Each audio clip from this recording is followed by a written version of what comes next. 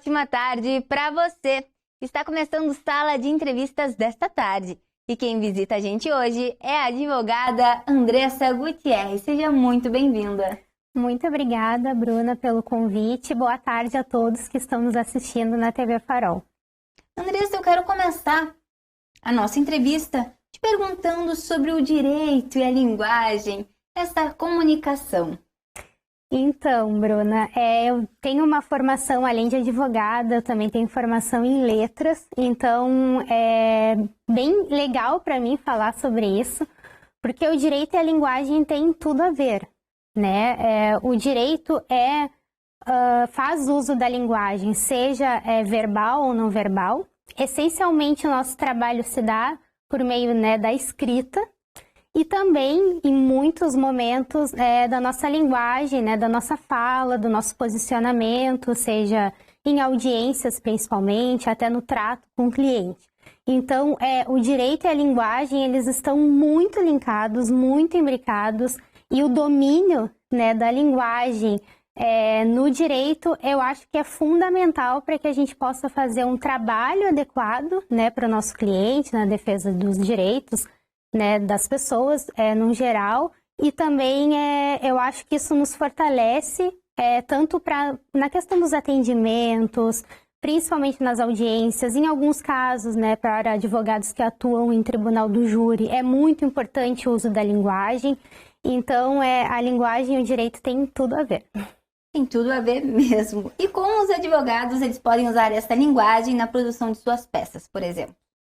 Então, eu diria que a linguagem do direito ela é bem específica, né? Ela é uma linguagem técnica e é preciso ter conhecimento, né, das leis, do uso dos códigos, enfim, para que se faça o uso de uma linguagem adequada.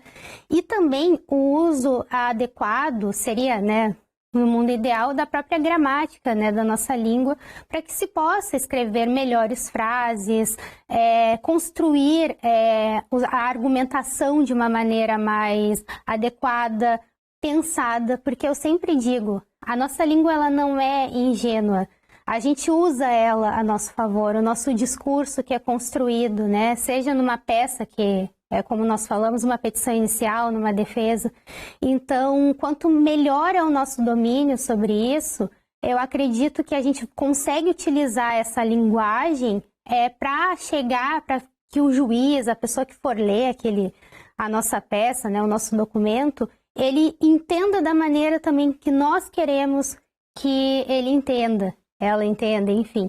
Então, eu acho que é muito importante o estudo da linguagem, o aprofundamento, principalmente no português jurídico, né, nas padronizações que os próprios tribunais disponibilizam, no uso de uma linguagem clara, concisa. Então, eu acho que o advogado, a advogada, tem que se atualizar não apenas na questão das leis, né, que estão sempre mudando, mas na questão da linguagem e do uso dessa linguagem na produção, né, das suas peças, porque a nossa comunicação parece que não, mas na maioria das vezes nós nunca vamos ver quem é o juiz, quem é a pessoa que vai dar a sentença, um desembargador, enfim.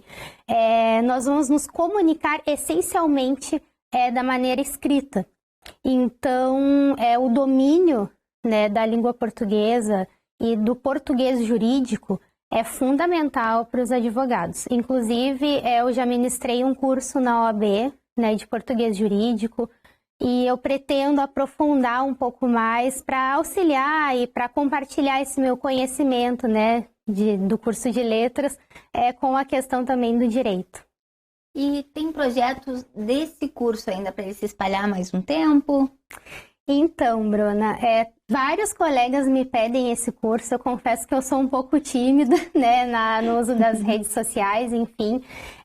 Eu montei esse curso, ele já está a primeira etapa pronta, ele foi ministrado na OAB.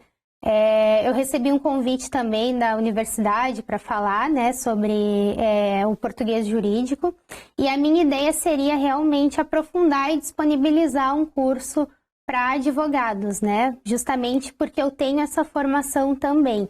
Mas isso ainda está no forno, eu estou amadurecendo. Eu confesso que eu estou amadurecendo a ideia. É um projeto muito interessante, ele deve ser levado em frente. Certo, Bruna, todo mundo me fala, mas eu vou ter que fazer isso sim.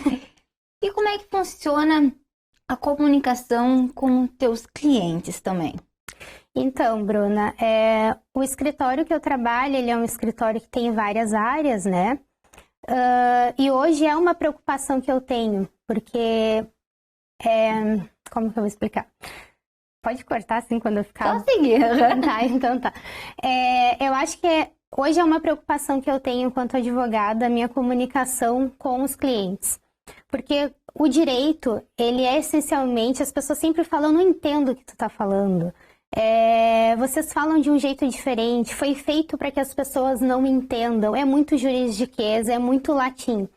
Então eu acho que hoje o que eu primo enquanto advogada e nós, enquanto escritório lá que eu trabalho, é que o cliente entenda, né? Eu tento conversar com o cliente, traduzindo, realmente é uma tradução do que está posto. Então a nossa comunicação, a minha comunicação com o cliente, eu tento ser o mais clara possível e traduzir para que ele consiga fazer parte do processo dele, que não seja só algo que ele vai saber o resultado lá no final, se ganhou ou se não ganhou uma causa, enfim.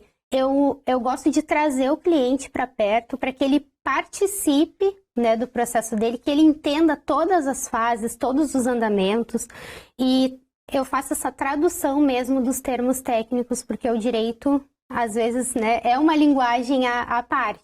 Então, a importância, né, de com o cliente a gente realmente traduzir isso para que ele compreenda o que está acontecendo. Então, essa a minha preocupação.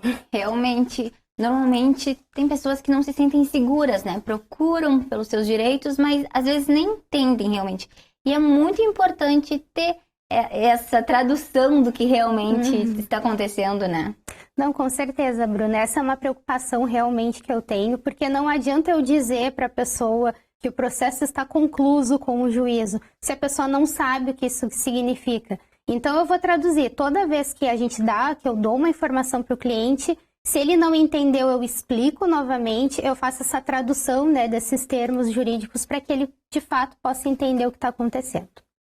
E, Andressa, a segunda fase da prova da OAB está próxima, né? Sim. E eu queria que tu desse algumas dicas para quem está nos assistindo. Então, Bruna, dessa parte eu até posso falar um pouquinho mais, porque é a parte dissertativa da prova, então é a parte escrita. O que eu posso dizer que foi a maneira que eu estudei, que eu oriento alguns colegas que vão prestar, né, outras pessoas que vão prestar a prova, é treino. Porque a escrita, ela é treino. Desde entender ali como tu vai te localizar na folha, né? Porque existe um limite também de linhas para escrever. Então, eu considero muito importante esse treino, que a pessoa que vai prestar, né, a prova da OAB escreva. Então, que ela pegue esse hábito da escrita e faça alguns treinos realmente em casa. Por exemplo, quem está fazendo a OAB sabe que vai ter que saber ali qual é a peça, né? A peça da prova. É uma contestação, é uma petição inicial, enfim. Isso é muito importante, mas também é importante que a pessoa, ela saiba se a letra dela está muito grande ou não, se vai caber tudo na folha ou não vai. Então, treinar. Então, já fazer um caderninho, começar a escrever, se habituar com a própria letra. Eu diria que, além, claro, de estudo do conteúdo, também treinar a parte escrita é fundamental. E pode falar um pouquinho também sobre essa prova? Como é que ela funciona? Quanto tempo? Então, Bruna, a prova da OAB ela é dividida em duas fases, né? A primeira fase da OAB são questões objetivas, tem um limite ali de questões para acertar, para ser aprovado, né? Que são 40 questões, se eu não me engano. Quem atinge nessas 40 questões passa para a segunda fase da OAB, que é a parte dissertativa. Ela é dividida em uma peça prático-profissional, ou seja, a pessoa vai ter que produzir uma petição, uma contestação, um recurso, depende, vai ser colocado uma história ali, a pessoa vai ter que identificar a peça. Se errar essa identificação, já está reprovado. E também o candidato tem que responder algumas questões, né? Então, a prova, além de ter essa parte da escrita da petição, da contestação, enfim, da peça, também tem a parte de responder algumas questões. Se eu não me engano, são 4 questões, eu confesso que eu não lembro, mas ela é dividida dessa forma. E 5 horas. Se eu não me engano, também são 5 horas. Parece muito, mas é pouco. E como é que deveria ser dividido esta prova, o horário para a prova? Para o aluno, para o candidato se localizar. Se localizar melhor. Então, vários professores de cursinhos dão várias sugestões sobre isso, né? E tem até mais propriedade do que eu para falar. Mas eu acho que é bem importante o candidato saber que ele não pode dedicar todo o tempo de prova só para a elaboração dessa peça, porque é um momento que vai exigir mais de ti, que vai exigir mais escrita, mais conhecimento, se localizar no vade-mecum, mas não se pode negligenciar que existem questões que precisam ser respondidas também. E que se elas não forem respondidas, o candidato pode reprovar mesmo tendo acertado a peça. Então, o ideal seria o candidato ler, tentar identificar a peça, fazer um rascunho, né, das teses que vai defender, dos artigos que vai utilizar, e para a questão das perguntas, né, tentar responder, se não souber alguma pular, porque essa parte é mais rápida, retornar, passar limpo, organizar toda a peça e depois retornar para as questões que talvez não tenha respondido, que queira complementar ou algo do tipo. É uma sugestão de como fazer a prova. E é uma sugestão muito importante, porque tu já passou por essa prova, então é sempre importante a gente pegar essas dicas, né? Sim, sim. E treinar, tem que treinar. Andressa, a gente vai para um breve intervalo e já voltamos para falar sobre o direito no trabalho.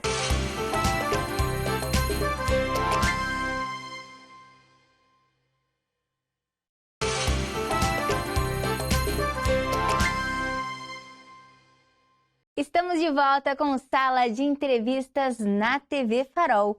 Hoje com a advogada Andressa Gutierrez. Estamos de volta. No primeiro bloco falamos sobre linguagem, sobre a comunicação no direito. E agora a gente vai falar um pouquinho sobre os direitos trabalhistas. Andressa, quais são os pilares? Então, Bruna, eu vou trazer os princípios, né, que fundamentam o direito do trabalho. Eu vou falar de 2, essencialmente, que são princípios trabalhistas, e vou falar de um mais amplo, tá? Eu acho que para pensar o direito do trabalho, um dos grandes princípios do direito do trabalho é a proteção, o princípio da proteção do trabalhador. Ou seja, o que se busca proteger é justamente aquele trabalhador que está numa situação de vulnerabilidade, de hipossuficiência em relação ao empregador. Então, o direito do trabalho é para proteger, né, o trabalhador. Importante a gente entender que isso é o que norteia, né, que dá base para o direito do trabalho, a proteção do trabalhador. Outro princípio que é muito interessante, muito importante do direito do trabalho é da primazia da realidade, ou contrato-realidade. Ou seja, quando o juiz vai analisar aquele caso, o que se leva em consideração é a realidade, e não necessariamente aquilo que está formalmente posto, por exemplo, num contrato. Então, a importância da realidade no direito do trabalho em primazia a, por exemplo, um contrato formal que prevê alguma coisa, mas que na realidade outra acontece. E acho que num momento como esse, que estamos falando também muito, discutindo muito sobre a questão de trabalho análogo a escravos, enfim, eu acho interessante a gente trazer o grande princípio do nosso ordenamento jurídico, que é o princípio da dignidade da pessoa humana. E no direito do trabalho é pensar que o trabalho não é mercadoria, né? Que o trabalho está ligado também à dignidade dessa pessoa, ao sustento, à qualidade de vida. Então, pensar o direito do trabalho nesses pilares, nesses princípios, é fundamental. E nessa situação que está acontecendo agora aqui no estado, né? Uhum. Quais são as dúvidas mais frequentes? Então, muitas pessoas nos questionam um pouco sobre a terceirização, né? Inclusive, até foi o tema do meu TCC na época, a responsabilidade das empresas tomadoras de serviço, né? que elas têm uma responsabilidade de fiscalizar, de saber o que está acontecendo de fato, ou seja, não podem se eximir, eu não sabia, foi a empresa terceirizada que fez, e também de que os trabalhadores pensem os seus direitos e denunciem, né, práticas, enfim, como essas que são inaceitáveis, nos dias de hoje, né, não se espera ouvir falar sobre isso, mas a importância da atuação do Ministério Público do Trabalho, da fiscalização para que os trabalhadores agora foram resgatados e, enfim, qualquer indenização não vai ser suficiente para amenizar, né, essa situação, mas é importante que a gente pense que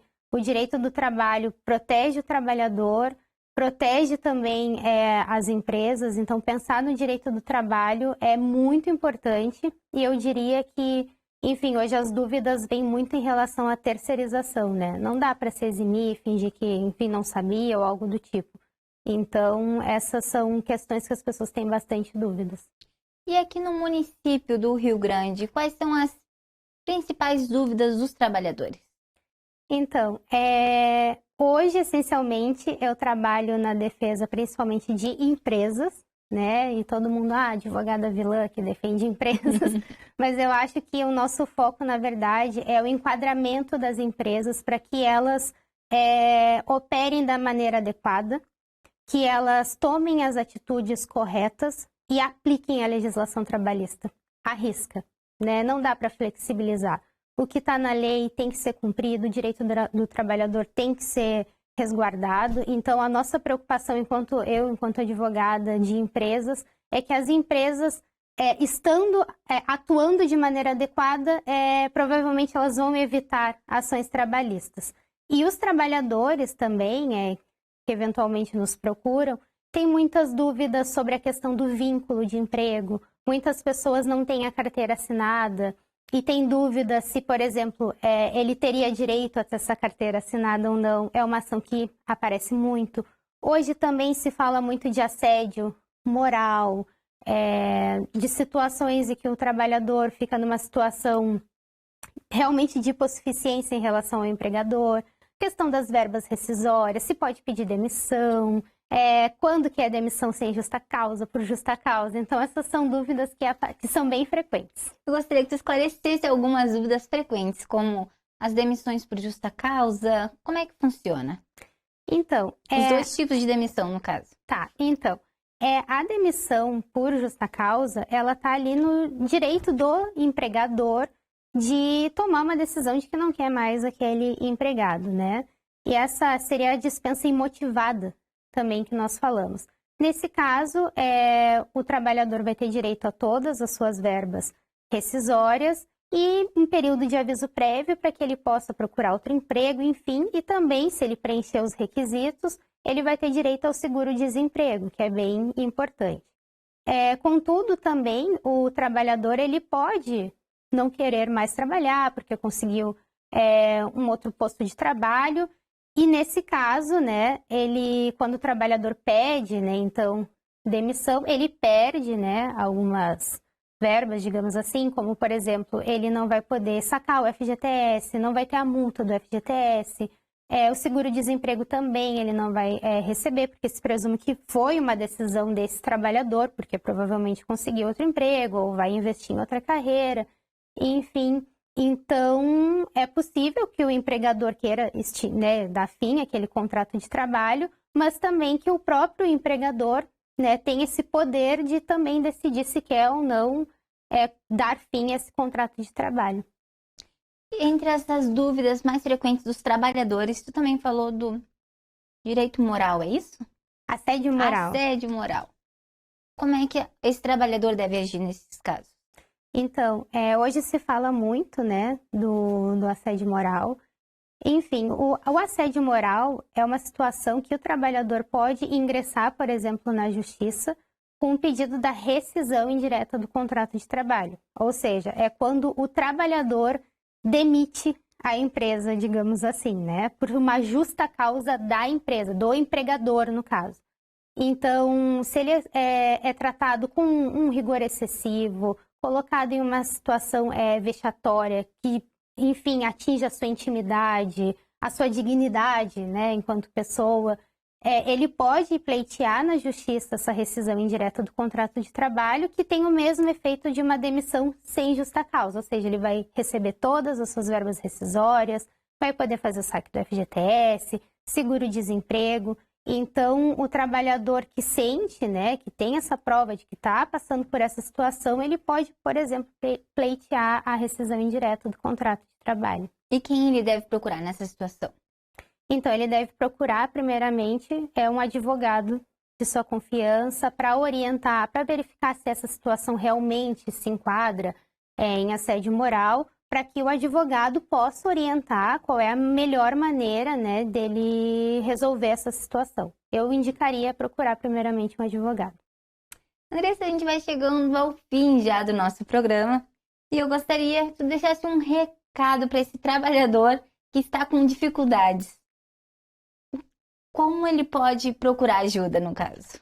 Então, Bruna, eu diria para que toda vez que o trabalhador sentir que está tendo um direito seu violado, que ele procure um advogado especializado, especialista na área de direito do trabalho, para sanar suas dúvidas, para buscar a melhor solução, né, para a sua situação. Da mesma forma, eu indico isso para os empregadores. Antes de tomar qualquer decisão, que busque um advogado de confiança para justamente não tomar uma atitude que seja inadequada e que vá gerar consequências depois. Então, procurar um advogado é sempre a melhor solução para a maioria das situações, e em especial no que tange o direito do trabalho. Andressa, eu quero te agradecer. Muito obrigada pela tua presença aqui hoje e esclarecer tantas dúvidas. Certo, obrigada. Eu que agradeço, Bruna. Boa tarde. E para você que me assiste aqui na TV Farol, se você ainda não nos segue no Instagram, é @TV Farol RS. Você pode enviar mensagens e acompanhar os nossos bastidores. Se quiser me acompanhar também, é só seguir o @ que está aqui embaixo. Importante lembrar sobre o nosso canal no YouTube. Você pode procurar por TV Farol RS. Se inscreva lá para acompanhar a nossa programação. Obrigada pela companhia nesta tarde. Tchau e até o próximo Sala de Entrevistas.